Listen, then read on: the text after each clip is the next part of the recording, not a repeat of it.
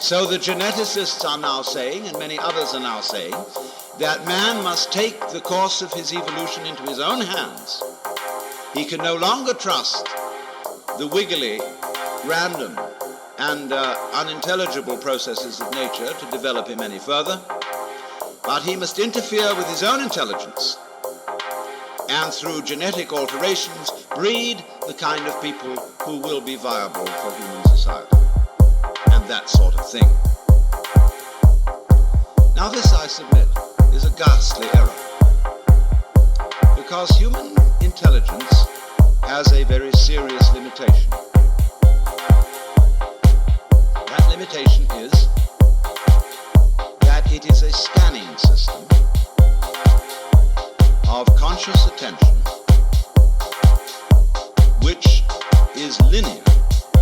That is to say, it examines the world in lines, rather as you would pass the beam of a flashlight across a room, or a spotlight. That's why our education takes so long. It takes so long because we have to scan miles of lines of print. And we regard that, you see, as basic information. Now, the universe does not come at us in lines. It comes at us in a multidimensional continuum in which everything is happening all together everywhere at once. And it comes at us much too quickly to be translated into lines of print or of other information, however fast they may be scanned. And that is our limitation so far as the intellectual life and the scientific life is concerned. The computer will greatly speed up linear scanning, but it's still linear scanning. And so long as we are stuck with that form of wisdom, we cannot deal with more than a few variables at once. Now, what do I mean by that? What is a variable? A variable is any one linear process. Let's take music.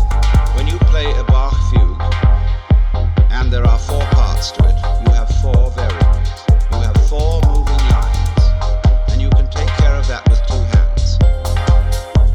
An organist using 2 feet can put in 2 more variables and have 6 going. And you may realize, if you've ever tried to play the organ, that it's quite difficult to make 6 independent motions go at once. The average person cannot do that without training. The average person cannot deal with more than 3 variables at once without using a pencil. Now, when we study physics, we are dealing with processes in which there are millions of variables. This, however, we handle by statistics, in the same way as insurance companies use actuarial tables to predict when most people will die. If the average age of death is 65, however, this prediction does not apply to any given individual. Any given individual will live to plus or minus 65 years. And the range of difference may be very wide indeed, of course. But this is all right. The 65 guess is all right when you're doing large-scale gambling. That's the way the physicist works in predicting the behavior of nuclear waveleters. But the practical problems of human life deal with variables in the hundreds of thousands. Here, statistical methods are very poor, and thinking it out by linear consideration is impossible. With that equipment, then, we are proposing to interfere with our genes.